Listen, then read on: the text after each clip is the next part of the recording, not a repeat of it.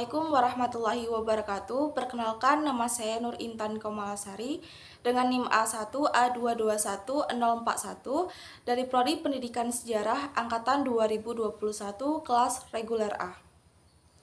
Pada video kali ini, saya akan membahas mengenai belajar dan mengajar dalam perspektif psikologi dengan menggunakan pendekatan holistik mengenai teori dan contoh studi kasusnya. Video ini saya buat untuk memenuhi tugas ujian akhir semester pada mata kuliah Psikologi Pendidikan yang diampu oleh Ibu Lisa Rukmana MPD. Pendekatan holistik dalam belajar dan mengajar adalah pendekatan yang melibatkan keseluruhan individu secara menyeluruh, termasuk aspek fisik, emosional, intelektual, sosial, dan spiritual. Pendekatan ini mengakui bahwa manusia adalah entitas yang kompleks dan pendidikan yang efektif harus memperhatikan berbagai dimensi kehidupan mereka. Dalam konteks belajar dan mengajar, pendekatan holistik menekankan integrasi antara berbagai disiplin ilmu, pengalaman, dan aspek kehidupan sehari-hari.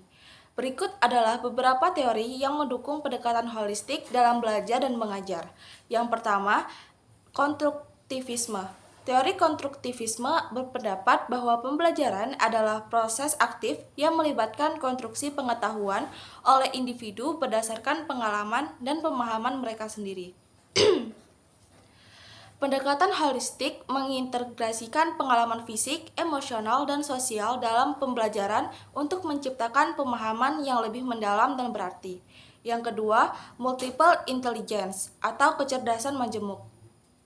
Teori kecerdasan majemuk oleh Howard Gardner mengakui bahwa setiap individu memiliki kecerdasan yang berbeda-beda, seperti kecerdasan verbal linguistik, logika, matematika, kinestetik, musikal, visual ruang, interpersonal, intrapersonal, dan naturalis. Pendekatan holistik dalam belajar dan mengajar mempertimbangkan variasi kecerdasan ini sehingga memungkinkan setiap individu untuk mengembangkan potensi mereka secara menyeluruh. Yang ketiga, pembelajaran kontekstual. Pendekatan holistik juga menekankan pentingnya pembelajaran dalam konteks yang berarti bagi individu. Proses belajar dan mengajar harus terkait erat dengan situasi nyata, pengalaman pribadi, dan tantangan kehidupan sehari-hari. Melibatkan konteks yang bermakna dalam pembelajaran dapat memperkuat pemahaman dan motivasi individu untuk belajar. Yang keempat, pendekatan keseimbangan. Pendekatan holistik dalam belajar dan mengajar juga mencakup pemahaman tentang pentingnya keseimbangan antara fisik, mental, dan emosional individu. Keseimbangan ini dapat mencakup waktu istirahat yang cukup, aktivitas fisik, pola makan yang sehat, dan perhatian terhadap kesejahteraan emosional individu.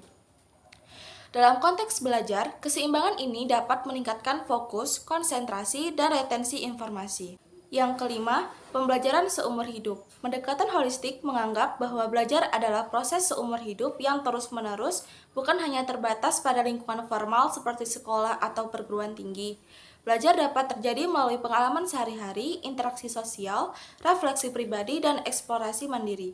Dengan memandang belajar sebagai proses yang holistik, individu didorong untuk terus mengembangkan pengetahuan dan keterampilan mereka sepanjang hidup.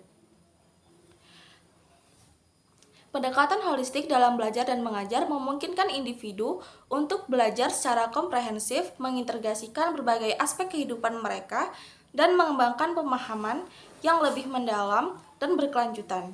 Dalam pendekatan ini, individu dianggap sebagai satu kesatuan yang kompleks dan pendidikan bertujuan untuk memperkuat keseimbangan dan kemajuan mereka di semua aspek kehidupan. Dalam perspektif psikologi, belajar dan mengajar merupakan proses yang kompleks yang melibatkan berbagai faktor dan dapat dianalisis melalui pendekatan holistik. Pendekatan holistik mengakui pentingnya memahami individu sebagai keseluruhan yang kompleks dengan mempertimbangkan aspek fisik, emosional, kognitif, dan sosial dalam belajar dan mengajar.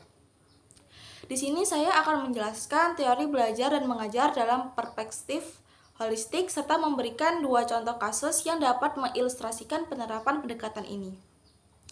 Teori belajar dalam pendekatan holistik menekankan bahwa pembelajaran terjadi melalui konstruksi pengetahuan oleh individu berdasarkan pengalaman dan pengetahuan sebelumnya. Sementara itu, ada pula yang berpendapat bahwa teori belajar dengan pendekatan holistik menekankan pentingnya konteks sosial, budaya, dan lingkungan dalam belajar. Teori mengajar dalam pendekatan holistik mengakui pentingnya memahami siswa sebagai individu yang unik dengan kebutuhan dan gaya belajar yang berbeda. Guru dianggap sebagai fasilitator belajar yang berperan dalam menciptakan lingkungan yang mendukung dan mendorong perkembangan siswa secara menyeluruh. Contoh kasus pertama, seorang guru mengajar di sebuah sekolah inklusif yang memiliki siswa dengan berbagai tingkat kemampuan dan kebutuhan khusus. Dalam pendekatan holistik, guru tersebut tidak hanya memfokuskan pada transfer pengetahuan secara tradisional, tetapi juga memperhatikan aspek fisik, emosional, kognitif, dan sosial siswa. Guru tersebut menggunakan berbagai strategi mengajar yang berbeda untuk memfasilitasi pembelajaran siswa dengan kebutuhan khusus. Selain itu, guru juga menciptakan lingkungan yang inklusif di kelas di mana siswa dengan berbagai tingkat kemampuan dapat belajar bersama dan saling mendukung satu sama lain. Contoh kasus yang kedua, seorang mahasiswa menghadapi kesulitan dalam mempelajari dan memahami materi kuliah.